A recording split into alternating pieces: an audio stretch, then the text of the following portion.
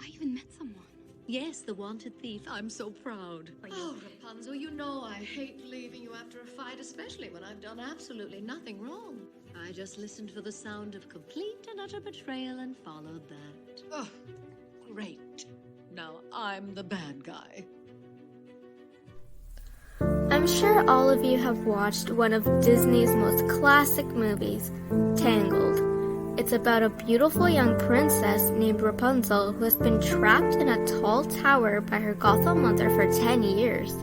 Something interesting to note, however, is that there's nothing physically stopping Rapunzel from leaving the tower. Now, you may wonder, why doesn't she simply just leave the tower then? The thing that is really holding Rapunzel captive is actually her mind. Mother Gothel constantly manipulates Rapunzel by lying, passing over demeaning comments, and making up exaggerated warnings of the outside world, all while promoting Rapunzel's dependence and loyalty towards her. Because of this, Rapunzel never even gets the thought of leaving the tower. What is Mother Gothel's motive behind all of this, though? You got it. Personal gain. Mother Gothel just wants to take advantage of Rapunzel's magical hair so she can retain her youth appearance and beauty. Gaslighting is not the same thing as manipulation, however. Manipulation can be done by anyone. A child can manipulate their parent to buy them a really expensive toy, or a business can manipulate its consumer to buy their product. The key difference here is that gaslighters use repeated patterns of abusive behavior to not just influence, but to control someone and make them question their own self-value. Gaslighting can occur anywhere, in friendships, romantic relationships, parental relationships, and even at the workplace. There are 4 common techniques that gaslighters tend to use. Number 1, distortion of reality. They target the victim's memory and pretend to forget or deny past events or promises, even when there's evidence to prove it. Things you might hear a gaslighter say are, "That never happened, it's all in your head."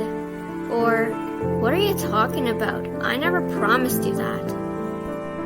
Number 2, blocking/diversion. They change the subject in a conversation when it benefits them and make you question other people's credibility.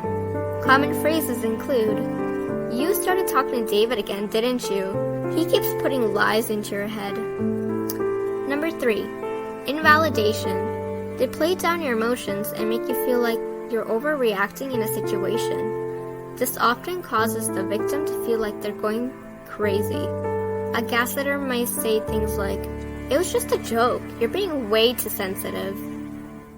Number 4, ignorant. They avoid listening to any concerns and pretend they don't understand anything. For example, "I don't have time for this, you make no sense." If you're being gaslit, it can be quite difficult to get away from. You may fall victim to the hovering technique, something commonly used by gaslighters. Here, the gaslighter will express their affection to the victim and compliment all their good characteristics. They will talk about the future, how their relationship will change, and how they can work on themselves together. Then, as soon as the victim decides to remain in the relationship, things will quickly return back to normal, creating an endless cycle where the victim tries leaving but is not able to. 2 crucial things you can do to stop being gaslit are, number 1, identify the gaslighting behavior and understand that what you are experiencing is not normal. Number 2, reach out to a friend, family member, or therapist for support. This can be very beneficial in verifying uncertain memories and to feel validated for your feelings and past events. There are many online therapy sessions where you can match with a therapist of your liking. Here is a link to finding a therapist. Therapy allows victims to reinforce their perception of reality, regain control of their lives, and rebuild their self-esteem that was once taken away by the gaslighter. Know someone that has fallen victim to gaslighting? the most important thing you can provide them is validation.